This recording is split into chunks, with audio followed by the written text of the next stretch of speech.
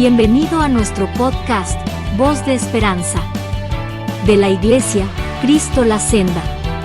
Oramos para que la palabra de Dios hable a tu vida hoy.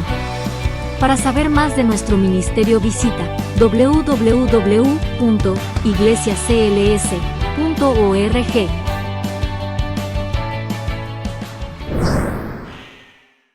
Tal como lo prometimos, hoy vamos a hacer un resumen. Escuchen lo que voy a decir.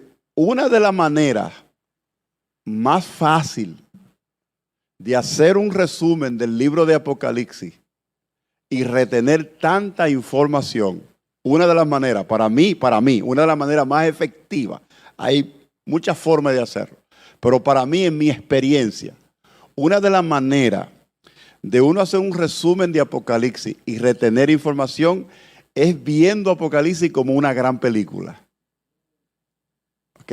Hágase de cuenta que usted se sentó en su casa cómodamente y todo va a ver una película. Ahora, ¿cómo es que se hace una película? Las películas se hacen por escena, ¿verdad que sí? Se graba una escena, se graba otra escena, incluso pueden grabar la escena final primero y dejarla al principio para lo último. Entonces, cuando graban todas esas escenas, la editan, ¿verdad que sí? Y luego la ponen en orden, ¿qué? Lógico y cronológico, para que tenga un principio y tenga un final. Entonces, la manera como yo le voy a presentar diferentes escenas donde puede compartir varios capítulos, un capítulo donde esa escena va a resaltar los puntos más importantes de ese pasaje bíblico. Amén. ¿Están aquí conmigo, verdad? Entonces esa es la manera. Entonces, así que vamos a la primera escena. La primera escena es el capítulo 1, del versículo 1 al 22. ¿Ok? Y en esa escena que nos presenta ese pasaje bíblico, lo que vamos a ver es la revelación de Jesucristo. ¿Ok? Recuerde que solamente de introducción yo di tres estudios bíblicos. ¿Ok? Solamente del capítulo 1 dimos como 4 o 5 estudios bíblicos. Entonces, condensar todo eso no es tan fácil. Así que la manera es verlo. Escena número 1 nos presenta la revelación de Jesucristo. Así que lo primero que nos menciona, uno de los puntos más sobresalientes de ese pasaje, es que nos menciona a Jesucristo como el autor y comunicador de la revelación, que se lo da a su ángel, para que su ángel a su vez se lo dé a Juan, y para que Juan a su vez lo comparta con su consiervo o con los siervos, que viene siendo ¿qué? La iglesia. ¿Ok? Entonces, en primera instancia, habla de las 7 iglesias de Asia Menor que la estudiamos. En esta primera escena tenemos 5 puntos importantes. ¿Ok? Nos presenta la revelación de Jesucristo, que lo hace por medio de su ángel, que su ángel le habla a Juan. Y recuerda que hablamos de receptor, de recibidor, todas esas cosas le explicamos. Pero condensadamente, Jesucristo se lo revela al ángel, el ángel se lo revela a Juan, y Juan se lo revela a la iglesia. En primera plana, las 7 iglesias, obviamente, y obviamente hay 5 escenas, hay 5 puntos importantes. El primero es que se menciona la primera de 7 bienaventuranzas. La bienaventuranza que hay en el libro, y esa bienaventuranza, es decir, esa bendición, esa dicha, esa felicidad que hay del libro Apocalipsis, es exclusivamente para aquellos que leen y que oyen. Recuerde que en aquel tiempo el lector se paraba frente a la iglesia y leía lo que Juan escribía. Era la manera que se leían las cartas. Entonces es bienaventurado el que lee y el que oye. Amén. Ahora, al final del libro está la última y séptima bienaventuranza, que se encuentra obviamente en Apocalipsis capítulo 20, 27. Entonces ya esa no es solamente para los que leen y oyen, sino también para los que guardan lo que oyeron y lo que leyeron. Exclusivamente esas 7 bienaventuranzas son para los que leen, oyen y guardan la palabra de esa profecía. Entonces, Por eso es que el libro de Apocalipsis está dirigido a la iglesia, no es al mundo, es a la iglesia. Amén. Gloria a Dios. El otro punto que vemos ahí es que se describen las cualidades y atributos divinos de Jesús. ¿Se acuerda que hablamos de su eternidad? Ahí en ese primer capítulo, su esencia espiritual, que no solamente es divino, sino que también es humano, su fidelidad al Padre, hablamos de eso, su poder absoluto sobre la muerte, el universo, el pecado y el reino de los cielos. Escuche bien, hablamos de todas esas cosas y usted recuerda eso. Recuerda que simplemente estamos destacando los puntos importantes que hay. Luego usted, de hecho, se me ocurrió una idea. Yo escribí el resumen y lo tengo en forma de un panfletito que tiene 20 páginas. Y la idea es que lo voy a publicar y lo que se saque de ahí va para los pastores de Santo Domingo. Así que lo vamos a vender aquí en la iglesia. No, aquí solamente en la iglesia nada más. Entonces eso va a servir como una guía cuando usted quiera leer el libro de Apocalipsis.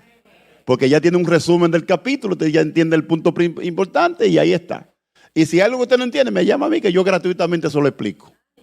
Por haber comprado el panfletito. Todo lo que se saque de ahí va para allá, para República Dominicana. ¿Amén? O sea que no solamente pedimos, que damos también, ¿usted entiende? Aleluya. Gloria a Dios. Amén. Y luego después, cuando yo me retire, escribo el libro y entonces ya es otra cosa. Por eso lo llevo bien compaginado, porque ya está simplemente corregirlo, ponerlo en orden e imprimirlo. Gloria a Dios. Bien, lo tercero es que también encontramos que se señala la manera de su venida. Como dice ahí, con las nubes. Y las dos etapas de la misma, obviamente, su venida por su iglesia, que es el rapto, y su regreso en gloria. Nosotros creemos, nuestra doctrina y la manera que creemos, que la venida de Cristo es en dos etapas. El rapto y su venida para establecer el reino milenario aquí en la tierra, pero antes de establecerlo va a haber juicios que vamos a ver más adelante. Y en cuarto lugar y quinto, se describe el destierro del apóstol Juan a la isla de Pasmo, a unos 60 kilómetros de Éfeso, en Asia Menor. Eso lo vimos. Juan está desterrado en la isla de Pasmo, desde allí es que escribe el Apocalipsis. Y se analizan las características divinas de Jesús en los versículos 13 y 16. Y su señorío, y en los versículos 17 y 20, finalmente se explica el simbolismo de las 7 estrellas y de los candeleros de la visión del Cristo glorificado. ¿Se acuerdan que los 7 candeleros representan qué? Las 7 iglesias, y las 7 estrellas en su diestra, en su mano derecha, ¿representan a quién? A los pastores de cada iglesia. Amén. Así que cuidado, no se metan con los pastores porque están en la mano de Cristo. No vayas a recibir un cocotazo. Porque Él me tiene en la mano derecha y con la otra te puede dar un cocotazo para que no te metas conmigo. Aleluya, gloria a Dios. Tremendo, ¿verdad? Qué bueno es el Señor. Amén. Entonces, básicamente esos son los puntos más importantes. Obviamente, ahí en ese capítulo hay muchísimas cosas. Habla de las tres divisiones del libro de Apocalipsis. Escribe lo que ve, las cosas que han de ser y la que son y la que ve, la que son y la que han de ser. Esas son las 3 partes del libro de Apocalipsis. Pero obviamente recuerden que es un resumen, no es un estudio completo. Y ahí terminamos la escena número 1. ¿Ve? Ahora le añadimos la escena número 2, que comprende los capítulos 2 y 3. Los capítulos 2 y 3 es el mensaje a las 7 iglesias. El capítulo 2 y 3 está dedicado específicamente a el mensaje a las 7 iglesias. Entonces, en esa segunda escena, como dije, que comprende los capítulos 2 y 3, entonces, es muy importante que entendamos, haciendo, ¿verdad? Ahí te puede ver las 7 iglesias y donde estaban ubicadas geográficamente, el numerito que corresponde allá. Entonces, es importante que usted entienda que Apocalipsis fue escrito entre el año 95 y 100 antes de Cristo. ¿Ok?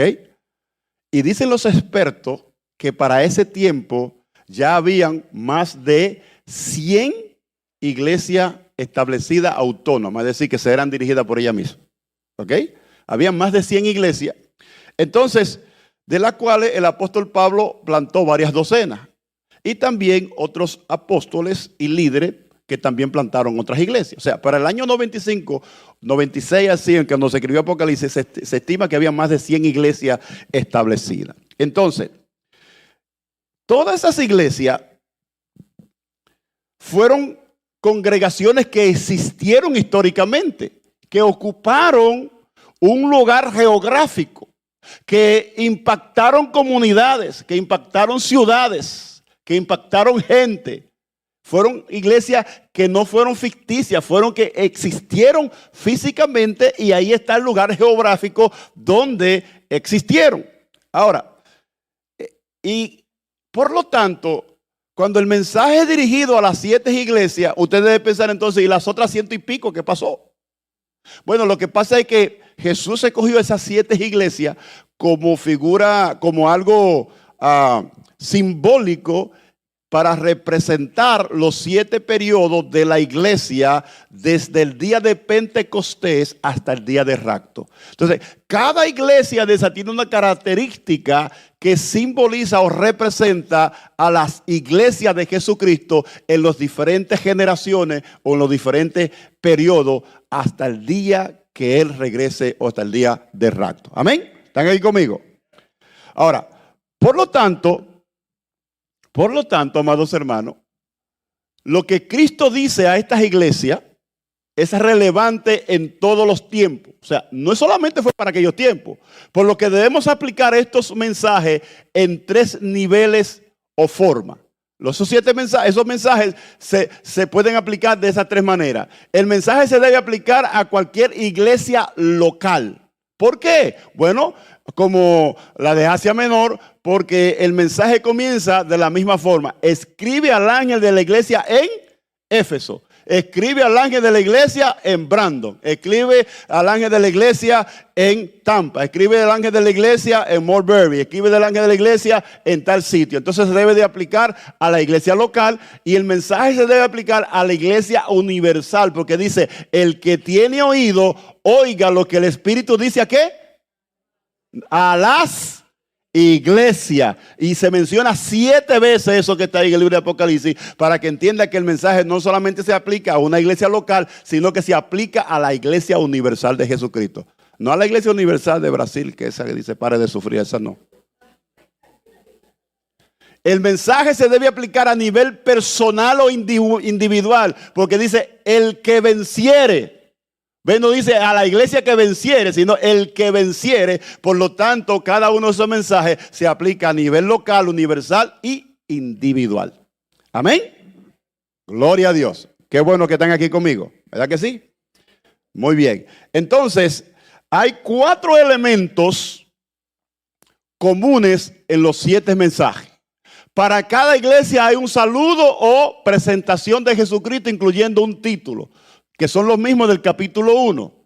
Cada vez que Cristo se presenta a cada iglesia, se presenta con un saludo, pero a cada uno se identifica con un título que solamente corresponde a él. Por ejemplo, a la iglesia de Éfeso él dice, el que tiene las 7 estrellas en sus diestras, el que anda en medio de los 7 candeleros de oro, dice esto. A Esmirna le dice, el primero y el postrero, el que estuvo muerto y vivió, dice esto. A Pérgamo le dice, el que tiene la espada aguda de 2 filos, dice esto. A Tiatira le dice, el Hijo de Dios, el que tiene ojos como llama de fuego y pies semejante al bronce bruñido, dice esto. A Sardes dice, el que tiene los 7 espíritus de Dios y las 7 estrellas, dice esto. A Filadelfia, esto dice el santo, el verdadero, el que tiene la llave de David y el que abre y ninguno cierra y ninguno abre. Y a la última le dice a la Odisea, he aquí el amén, el testigo fiel y el verdadero, el principio de la creación de Dios, dice esto. Esos títulos solamente corresponden a Cristo. Amén. Gloria a Dios. En segundo lugar, las 7 iglesias y su condición, vamos a hablar de las 7 iglesias y su condición, que eso es importante porque ese mensaje, como dije, se aplica a nivel local, universal y personal. Así que, gloria a Dios. Observe esto. La iglesia, aquí está. La iglesia de Éfeso. ¿Usted se acuerda que hablamos detalladamente Yo creo que hice un estudio para cada iglesia, porque incluso prediqué de alguna de ellas los domingos también. Éfeso significa deseable, Apocalipsis 2, 1 al 7. Y obviamente cada iglesia tiene virtudes, tiene pecado, tiene promesa y el periodo que representa. La iglesia de Éfeso tiene las virtudes, buenas obras, paciencia, doctrina sana, disciplina, odio hacia el mal. ¿Cuál es el pecado? Que perdió, pérdida del primer amor. Ese amor no se puede perder porque es pecado. Ese amor, esa pasión a Cristo no se puede perder. Amén. La promesa que Dios le hace si permanece en ese primer amor es alimento espiritual, comerá del árbol de la vida. El periodo que representa, de acuerdo a los estudiosos, los investigadores, representa la iglesia apostólica del primer siglo, es decir, del año 30 al año 100 después de Cristo, hasta que se escribió el Apocalipsis. Más o menos por ahí. Ese es el periodo que representa la iglesia de Éfeso. Era una iglesia de buena obra, tenía paciencia, tenía doctrina sana, disciplina, odio hacia el mal, pero llegó un momento que descuidó su primer amor. Y Dios le dice, arrepiéntete. Ustedes pueden leerlo ahí, gloria a Dios. Luego viene la iglesia de Esmirna, la iglesia perseguida y pobre, pero rica. Apocalipsis capítulo 2, verso 8 al 11. La virtud de constancia espiritual, tesoro celestial. Pecado, ninguno. Era una iglesia que estaba en buen estado. De las 7 solamente hay 2 que están en buen estado. Promesa, la corona de la vida. Esa representa el periodo del año 100 al año 333 después de Cristo. 3 siglos, un periodo de mayores y terribles persecuciones. Alrededor de 5 millones de cristianos fueron perseguidos, masacrados y matados por la fe de Cristo. Ese periodo fue de terribles persecuciones. Todavía no existía la iglesia católica, solamente estaba la iglesia de Cristo. La iglesia estaba metida en cueva y obviamente ahora viene entonces el otro periodo que viene siendo la iglesia de Pérgamo, la iglesia con un mal ambiente. Obviamente la virtud era perseverancia en el mal ambiente, pero los pecados era que toleraba a tolerancia de doctrinas erradas. La promesa que Dios le hace si sale de ahí es el maná escondido, una piedrecita blanca, el nombre nuevo, todo eso lo explicamos. Usted estaba aquí cuando lo explicamos, ¿verdad? ¿Ok? La época de Constantino, la iglesia sostenida por el gobierno, prosperidad temporal. Constantino se convierte al cristianismo y entonces saca la iglesia de la Catacumbas y la señorita iglesia que era virgen, santa, se casó con el gobierno y el gobierno entonces empieza a mantenerla y entonces empieza a corromperse. ¿Ok? Y de ahí empieza la corrupción en la iglesia del Señor y de ahí entonces viene el mensaje a Tiatira, la iglesia de la profetisa malvada. Virtudes, amor, fe, servicio y paciencia, obras postreras mayores que las primeras. Ahora, pecado, poca disciplina, tolerancia de una profetisa corrupta. Es decir, hay iglesias que permiten los pecados y en vez de corregir el pecado, cogen al líder y lo mandan a otro sitio. En vez de ponerlo en disciplina y ponerlo que verdad, no en disciplina, sino en restauración. Creen que cambiándolo de un lugar a otro se le va a quitar el problema que tiene. Y no. Entonces por eso es que representa que tolera, ¿verdad?, una profetisa corrupta que se le llama Jezabel allí. La promesa, si corrige eso, autoridad espiritual y la estrella de la mañana. ¿Qué periodo representa? Del 590 a 1517, que por 1000 años la iglesia católica tomó control de la fe cristiana, ¿ok? El surgimiento y desarrollo de la iglesia católica romana. Tiatira significa sacrificio continuo. Por eso es que representa el periodo de la iglesia católica. ¿Sabe que después de ahí vino la reforma? Martín Lutero y otros que se levantaron. Entonces, el sacrificio continuo, usted sabe que no estamos aquí para hablar más de los católicos. Dios nos libre, los bendecimos en el nombre del Señor. Pero usted sabe que la misa que ellos reciben es un sacrificio continuo. Ellos sacrifican a Cristo todos los domingos cuando dan la hostia o comulgan y obviamente para eso es muy sagrado. El Santísimo y todas esas cosas, aquellos que saben más que yo de las cosas católicas, pero realmente Tiatira significa sacrificio continuo y está muy bien afiliada a ese tiempo y periodo donde la iglesia católica Bueno, tenemos que agradecerle a la Iglesia Católica que levantó grandes teólogos, que hoy en día usamos su teología y créame, la Iglesia Católica, de la misma manera que hizo grandes desastres, también hizo grandes avances. ¿Ok? Amén. Es importante eso. Amén. Amén.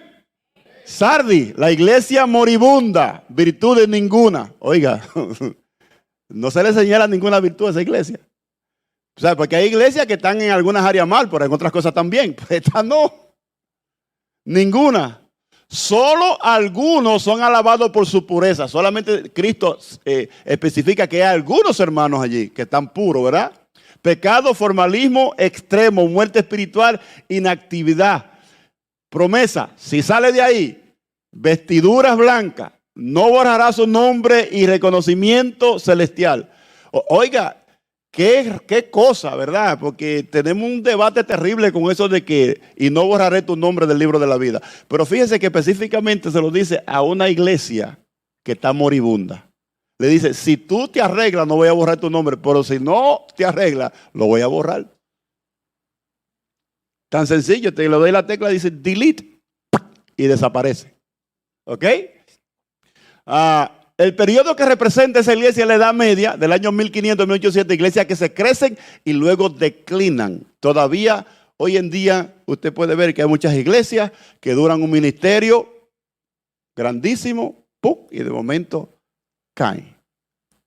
Son muy famosas y es que, bueno, no quiero hablar de eso porque el acróstico de las 3M, no sé si tú lo has escuchado, el acróstico de las 3M, Moment, que es un movimiento, Dios le crea, le da una unción a un siervo, lo levanta, crea un gran movimiento, levanta una gran obra, ¿ok? Un gran movimiento. Entonces, luego entonces, ese movimiento, si no se corrige como debe de ser, lo que se convierte en eso es un monumento. Porque no se ocuparon de transmitir o de preparar a líderes que siguieran el ministerio. Porque esos líderes se creían que eran los reyes. Entonces, también sucede que en las iglesias a veces no hay quien sustituya a Eliseo. No sé si entendieron esa parte. ¿Por qué tiraron el muerto? Y cuando chocó con los huesos de Eliseo en la tumba se paró. La unción estaba ahí con el muerto. Nadie fue capaz de reclamarla. No había un líder que la consiguiera. El único que seguía a Eliseo fue Jesse y se le pegó una lepra por tal de mentiroso y de ladrón.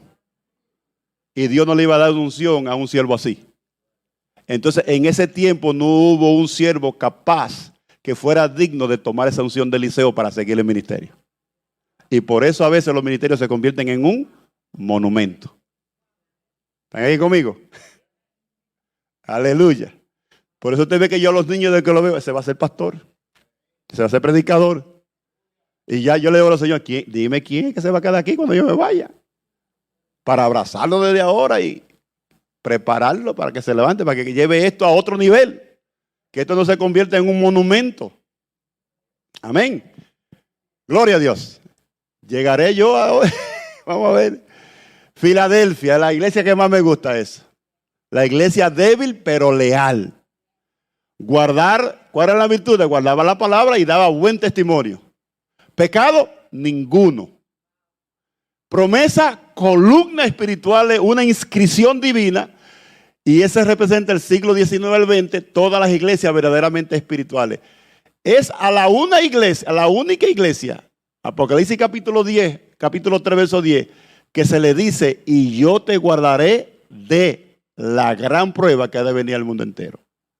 Y esa preposición de, te guardaré de, cuando te busca el original significa fuera de, lo que significa que la iglesia no pasa por la gran tribulación, hermano. Dice, y yo te guardé de, ese de, cuando usted lo analiza junto en el griego, significa fuera de, Y Dios está prometiendo que la iglesia que son fieles como esa, sin pecado, sin manchas, sin arrugas, Dios le promete que la va a sacar antes de que los juicios de Dios caigan sobre esta tierra.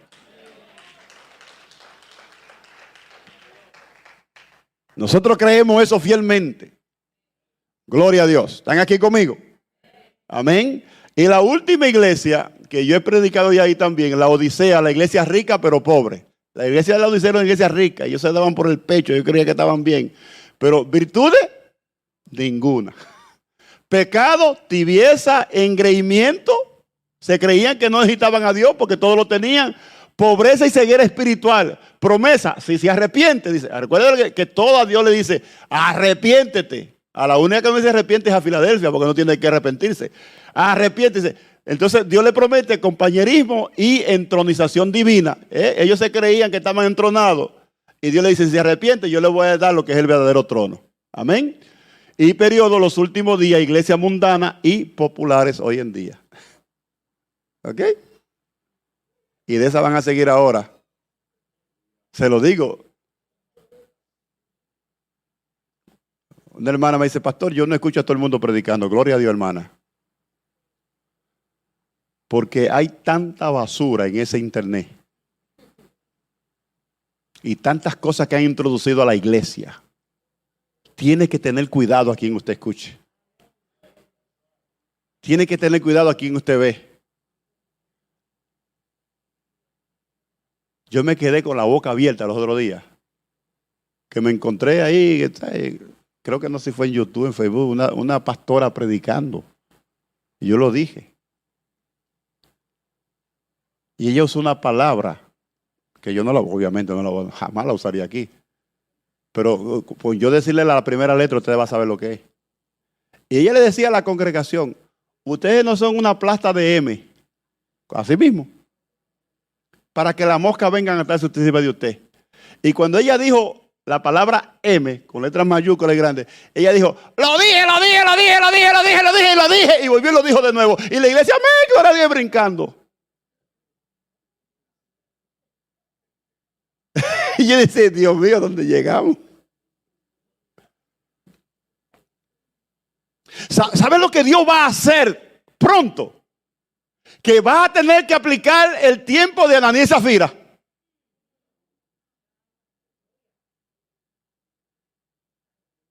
Va a llegar el momento que Dios va a purificar su iglesia desde un punto de algo tan grande que líderes y ministros del altar van a caer fulminados. Y si yo caigo no es por pecado, es porque Dios me mandó a buscar. No, porque hay gente que dice, ay, se murió el pastor predicando, ¿será que estaba en pecado? El Señor los reprenda. Qué rico que yo me vaya predicando, me vaya con el Señor. He visto, hay personas, creo que la abuela de David Moya, cantando un himno. Cantando un himno de gloria y se desmayó y se fue con el Señor. Pero en ese sentido van a haber personas que Dios va a hacer cosas drásticas. Va a tener que aplicar métodos fuertes para que, observe que cuando pasó lo de Ananías y Zafira, ¿qué dice el versículo? Después dice, y entró un gran temor a la iglesia y la gente andaba derechito. Derechito andaba la gente. Porque vieron el poder de Dios manifestarse. Amén. Gloria a Dios. Y básicamente, amados, esas son el mensaje de las 7 iglesias. Entonces pasamos a la escena número 3. Capítulo 4, versículo 1 al 5. Y el capítulo 4, el 1 hasta el capítulo 5, versículo 14. Y obviamente allá habla de la visión del trono de Dios. Cosa que también nosotros hablamos de una manera amplia. Del capítulo 4 y 5 nosotros hablamos bastante. Después de la presentación de Jesús a Juan y su mensaje a la iglesia de Asia Menor, el apóstol ve una puerta abierta, ¿se acuerda? Juan ve una puerta abierta del cielo y oyó la invitación de subir.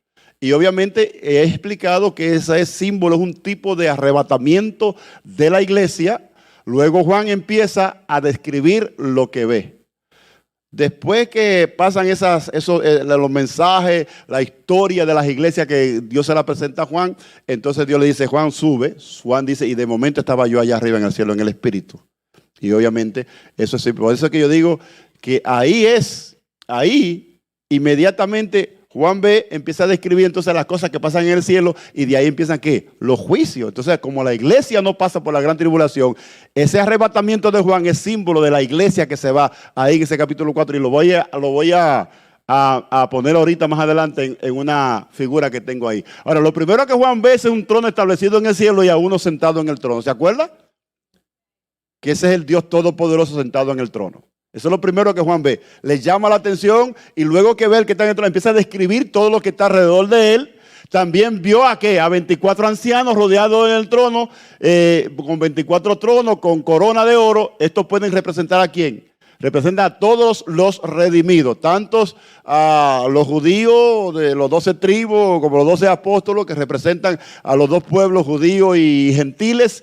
Vio también señales como relámpago, trueno, un arco iris, voz, el mar de vidrio y 7 lámparas. Cada una de esas cosas la explicamos aquí detalladamente. ¿Se acuerda, verdad? Simplemente esto es un repaso para caer en el tiempo y para entrar en calor, ¿no? Como decimos.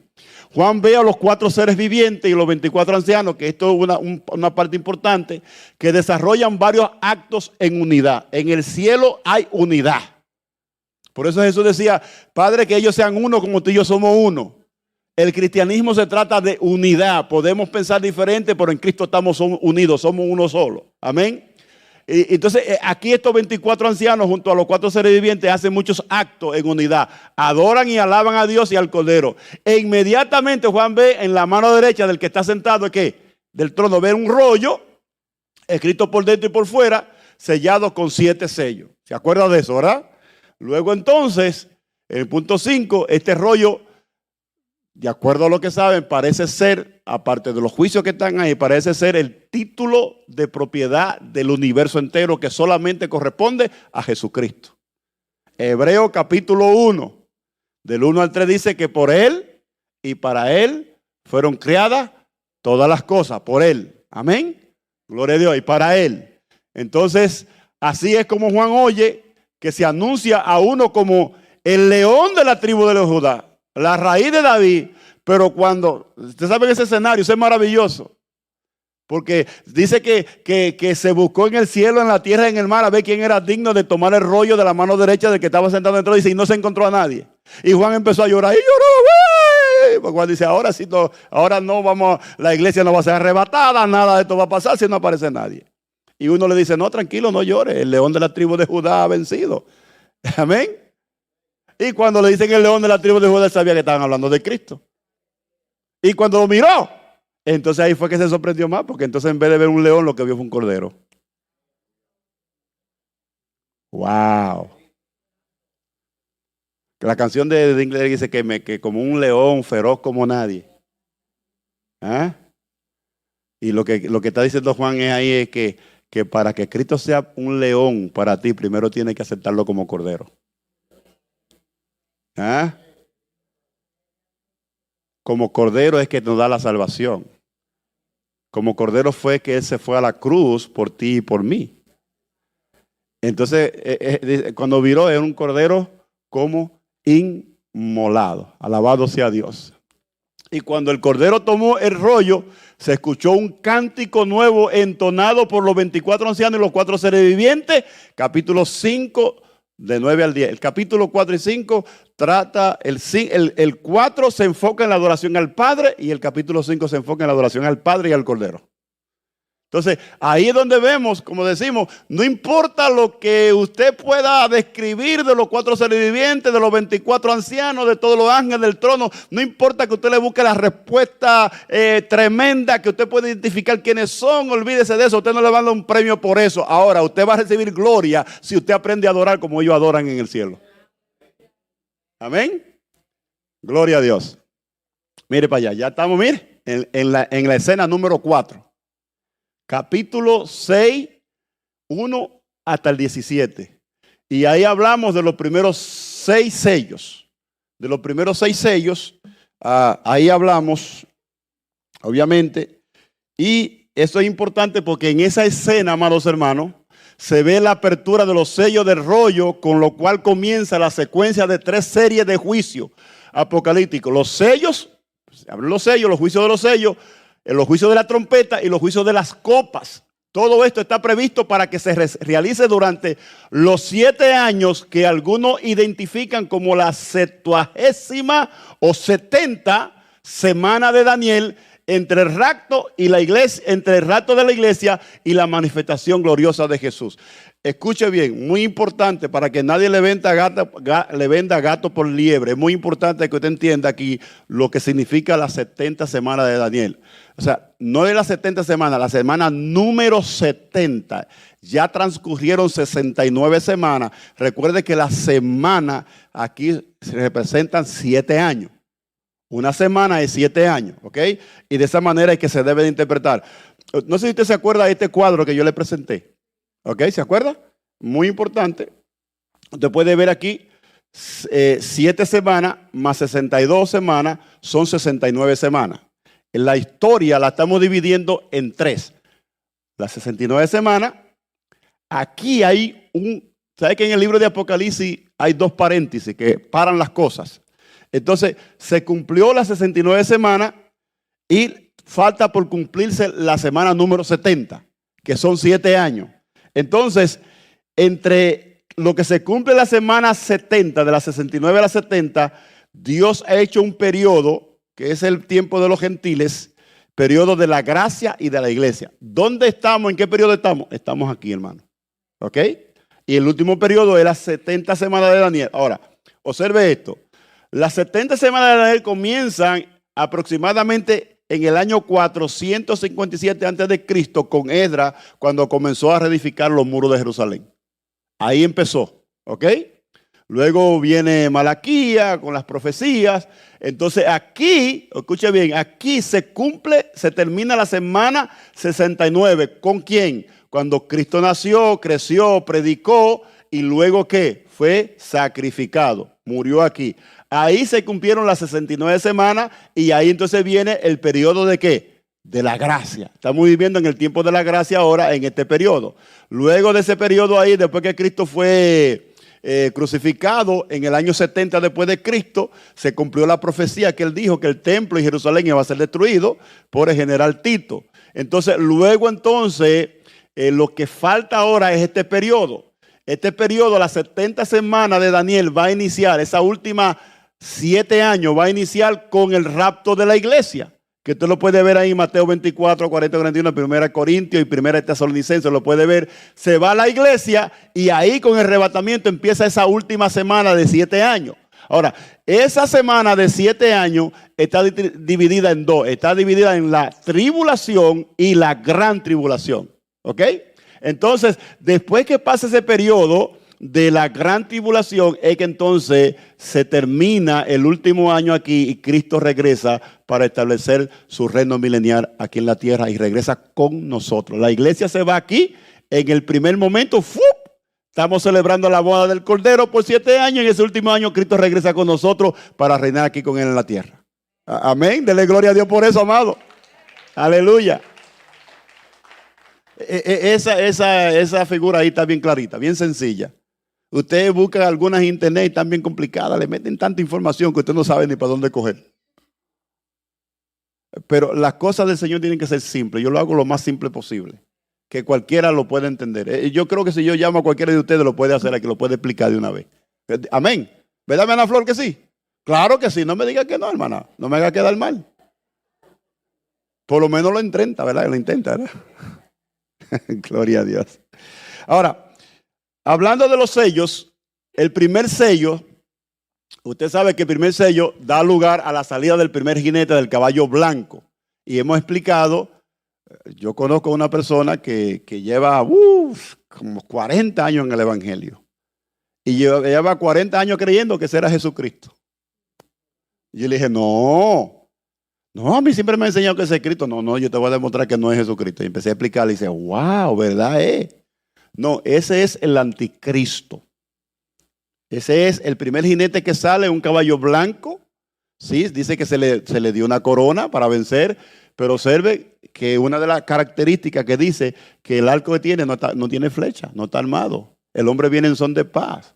Es el anticristo que establece el inicio pacífico de su reino aquí en la tierra. Y ese es el anticristo que empieza a reinar ahí con paz. El hombre que va a esclarecer todos los enigmas, un hombre sumamente inteligente, ya hablamos de eso. Y de hecho, en el capítulo 16 y 17 vamos a estar hablando de él también, en el capítulo 15. Así que ya eso lo explicamos claramente. Luego viene el segundo sello cuando se abre, sale el jinete del caballo que es rojo, ¿no? Bermejo, el cual representa guerra y confrontaciones bélicas, porque las negociaciones con el anticristo, hay algunos reinos que no lo van a seguir a él, y entonces específicamente los judíos y otros reinos, y entonces fracasan, ¿verdad?, las gestiones que hace política. Entonces el anticristo se lanzará contra los que se le opongan, inicialmente a los judíos y luego el resto del mundo, y eso obviamente producirá guerra, ¿no? Que eso es lo que representa ese caballo rojo.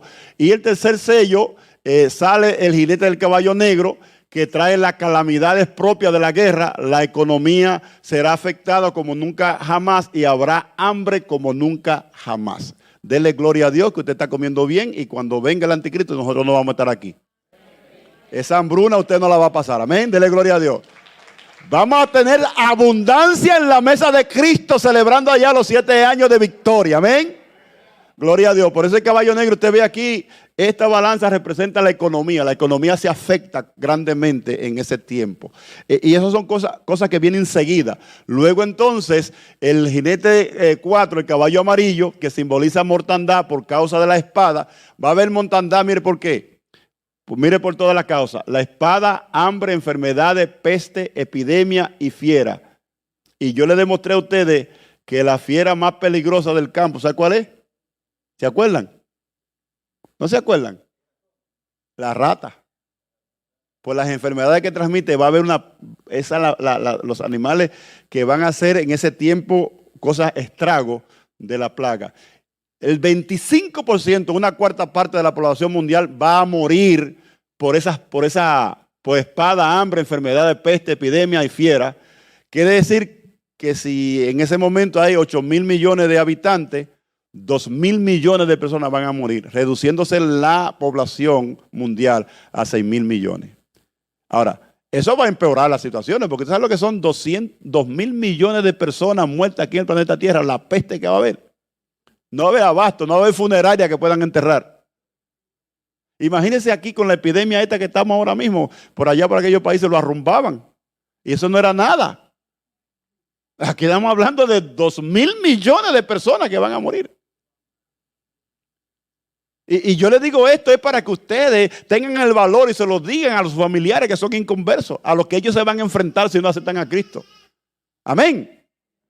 Gloria a Dios. Bendito sea el nombre del Señor. Y entonces, pues eso era lo más importante de esos capítulos. Ahora vamos a la escena número 6 del capítulo 1 a 17, los primeros 6 sellos, ¿ok? Los primeros 6 sellos. Ahora, mientras que los primeros 4 sellos se desarrollan aquí en la tierra, el quinto sello se pasa al cielo.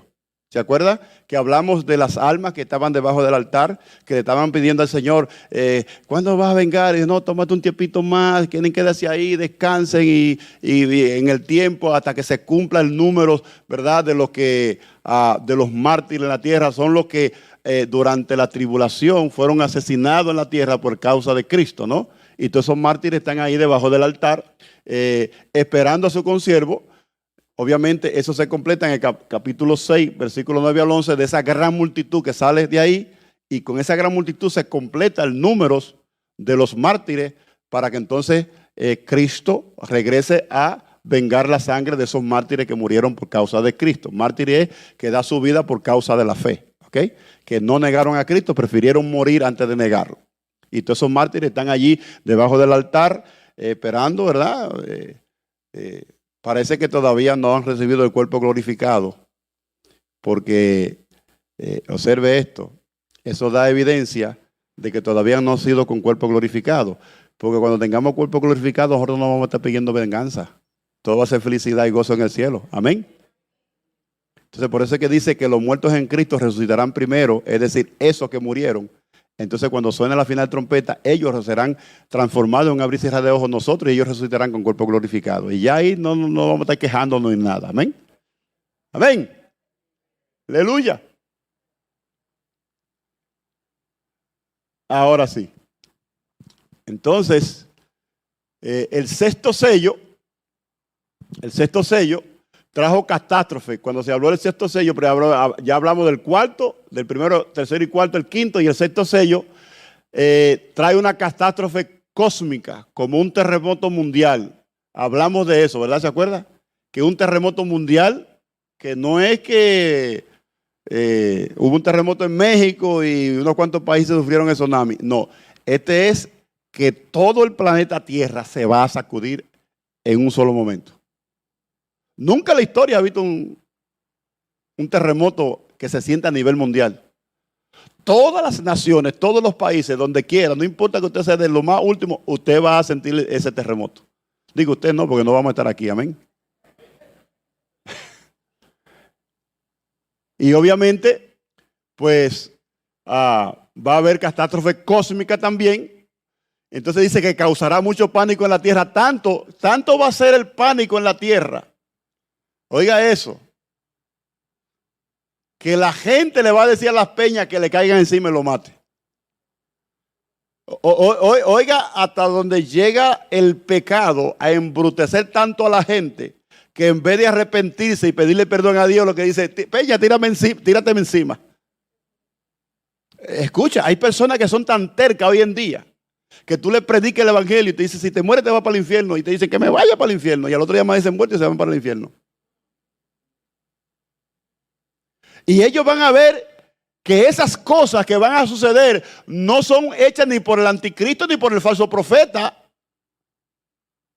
que son de la mano de Dios. Y en vez de arrepentirse, no se arrepienten. Y en vez de decirle, Señor, perdona, le dicen, no, en vez de arrepentirme, yo prefiero que la peña me caiga encima y me maten dos.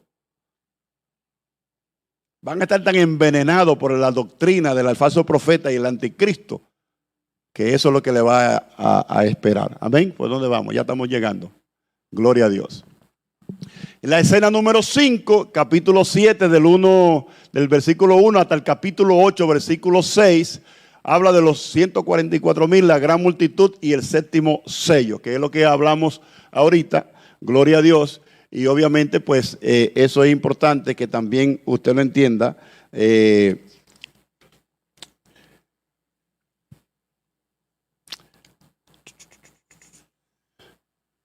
La escena número 5. A ver, bueno, yo estoy por aquí. Ajá, aquí está. Ok.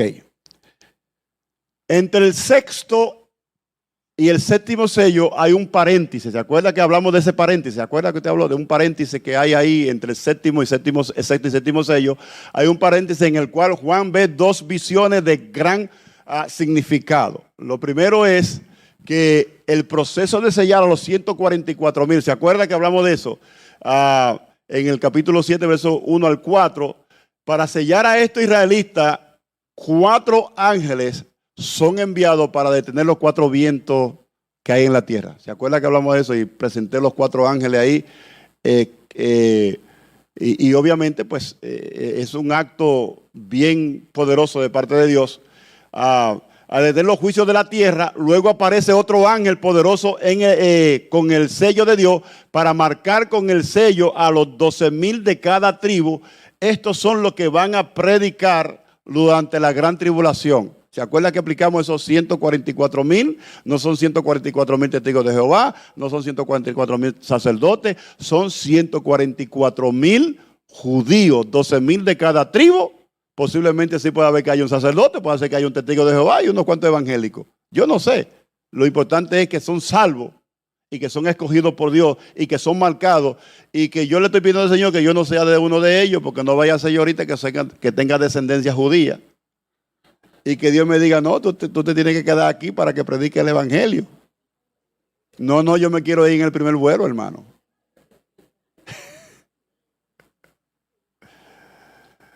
¿Verdad que sí? Pero los 144,000 Específicamente son 12,000 de cada tribu, son 12 tribus, 144 judíos que son preparados y capacitados para que se cumpla la profecía de Mateo 24 que dice que ese evangelio va a ser predicado en todo el mundo. Ahí es que se va a cumplir esa profecía. La gente dice, no, porque que todavía hay gente que no conoce el evangelio, lo va a conocer en la gran tribulación. Amén. Y obviamente esos van y luego entonces esos 144,000 cuando cumplan su trabajo, su función, Dios los va a arrebatar al cielo y van a ser primicias del reino y Dios los va a usar cuando Cristo venga en su administración del reino milenial que le va a establecer aquí en la tierra. Amén. Gloria a Dios. Los dos es la segunda visión. Tuvo Juan fue la gran multitud que sale de la gran tribulación, que esa es la que completa, ¿verdad? Lo que yo le dije, esta será una multitud internacional con siervos de los del 6:11 y con ellos se cumplirá el número de los mártires de la tribulación. Esa gran multitud que usted ve, que no es la iglesia, sino que salieron de la gran tribulación, que se convirtieron con el trabajo de los 144,000, amén, o que fueron, verdad, muchos de ellos que fueron mártires precisamente, son los que van a completar el número de los que están allá debajo del altar. Y básicamente eso es lo que dice de los 144,000. Ahora, el séptimo sello trae consigo un silencio en el cielo de media hora. Yo creo que la única parte registrada en el cielo es que se hace silencio por primera vez. Media hora. Y expliqué con detalle lo que Juan está tratando de significar, un silencio de media hora. Recuerde que cuando alguien muere, un héroe o alguien que hizo algo importante en honor a él, vamos a hacer un minuto de silencio de duelo. ¿Verdad que sí? Un minuto de silencio a la memoria de aquel que... En el cielo hace media hora. Porque lo que va a venir después de esa media hora de silencio es grande para la tierra. Amén. Dice entonces que esa media hora para tocar la trompeta, que es la segunda serie de juicio, entonces aparece otro ángel que a veces lo confunden porque es Cristo por la majestad, por eso no es Cristo tampoco. Sencillamente es otro ángel. A este se le da mucho incienso, del cual derrama sobre el altar y se producen truenos y voces, relámpagos y terremotos. Los juicios recrudecen en esta segunda mitad de la tribulación. Ahí entendemos que esa es la segunda mitad de la tribulación, que ahí es donde se ponen bien recios los juicios de Dios. Y la escena número 6, que es la última que vamos a ver, creo yo, sí. Que es el toque de las primeras 6 trompetas, que esa es importante también. Ya hablamos de los sellos y obviamente la primera trompeta trae como resultado granizo, fuego mezclado con sangre, lo cual quemó una tercera parte de la vegetación. Una tercera parte de la vegetación mundial se va a quemar por causa de esa plaga. Y usted sabe lo que eso significa, ¿verdad? La hambruna que eso va a traer, las cosechas se van a perder. Una tercera parte. Eso es mucho. 33%. Usted sabe, si ya había escasez, ahora las cosas se ponen peor. En todas esas cosas. ¿Ok? El segundo ángel toca la segunda trompeta y cayó un meteoro o un bombardeo, dicen algunos que puede ser, que hizo que la tercera parte del mar se convirtiera en sangre y muriera la tercera parte de los peces y la tercera parte de las embarcaciones mundiales. Escuche, eso es terrible. La tercera parte de los peces en el mar van a morir. La tercera parte de todas las embarcaciones mundiales. Así que si usted compra un botecito, véndalo antes de que venga la tribulación, porque se van a echar a perder. Y se va a convertir con la muerte y la sangre de todos esos peces, el mar se va a convertir en sangre, empeorando más la situación, porque entonces no se va a poder pescar. No, entonces encima de eso ahora que viene ese. La tercera trompeta provoca la caída de otra gran estrella ardiendo como una antorcha, y esta plaga envenenará la tercera parte del agua potable en el mundo. La tercera parte de la vegetación se quema. La tercera parte del mar se afecta. Y la tercera parte del agua potable se afecta. Y ya recuerden que ya venían una serie de juicios terribles. Ahí la cosa está, hermano, terrible.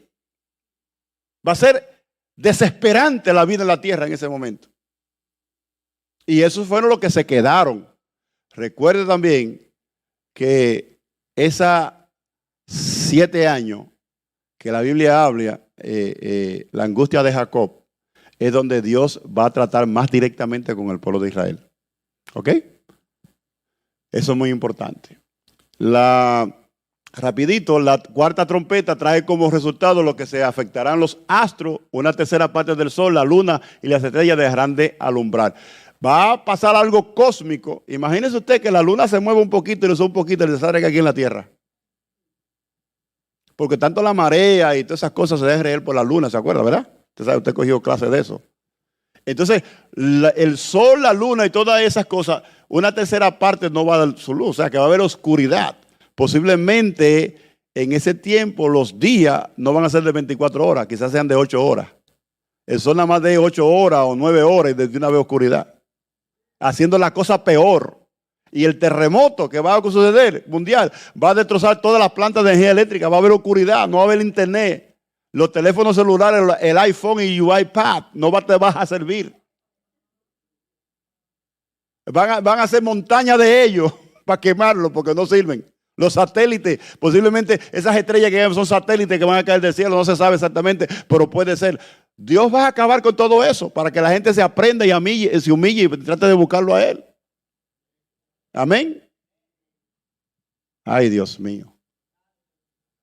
La quinta trompeta trae como plaga de langosta y expliqué eso, demoníacas, las cuales son a la vez literales y simbólicas. Esta plaga no afectará a la vegetación, sino a los humanos.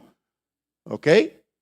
Porque la langosta normalmente lo que daña es la vegetación, pero son demonios. Estos animales diabólicos no matarán a la gente, solo lo atormentarán como picadas de escorpiones por un periodo de 5 meses. Y ya expliqué ese tipo de picada que los dientes le crujen a la gente, le da fiebre, sudor, temblor, y vamos a estar así, y oscuro, sin agua, sin luz, sin teléfono, sin papá, sin mamá. Es terrible, hermano. Mire, es que usted le dice eso y no se arrepiente, por lo menos por miedo se va a arrepentir, por lo menos.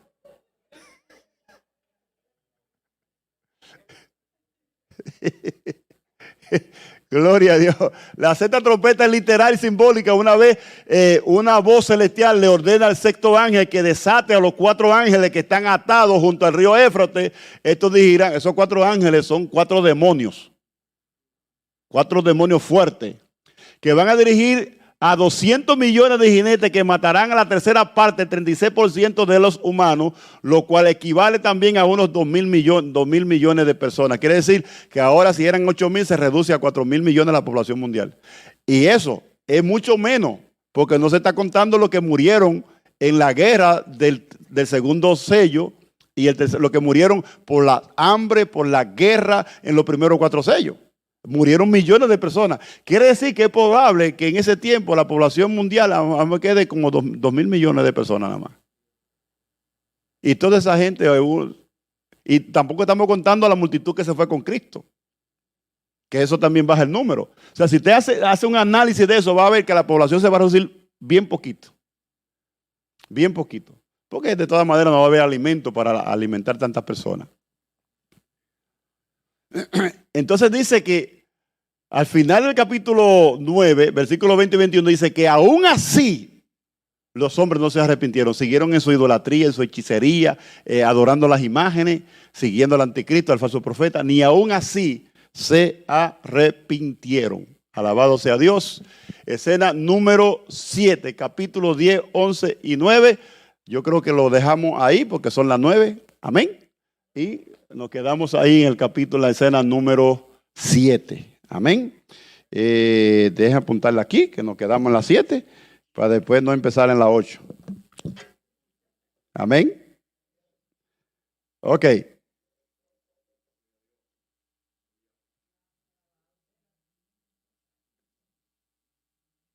Ok. ¿Alguna pregunta, amados? ¿Algún comentario? ¿Entendieron, no entendieron o tienen miedo? Acá el pastor, denle la, hermano JJ, denle la de esa al pastor, por favor. Santo Dios. Gloria a Dios. Solo dos puntitos muy importantes. En lo primero que el pastor comunicó. Primero que Apocalipsis es la revelación de Jesucristo.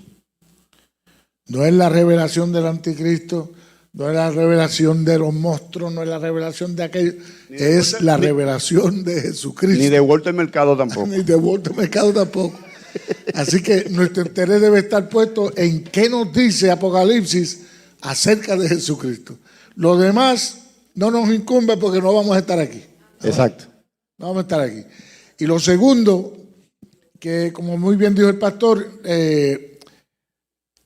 la venida de Cristo se divide en dos periodos, dos eventos. Rapto y segunda venida corporal.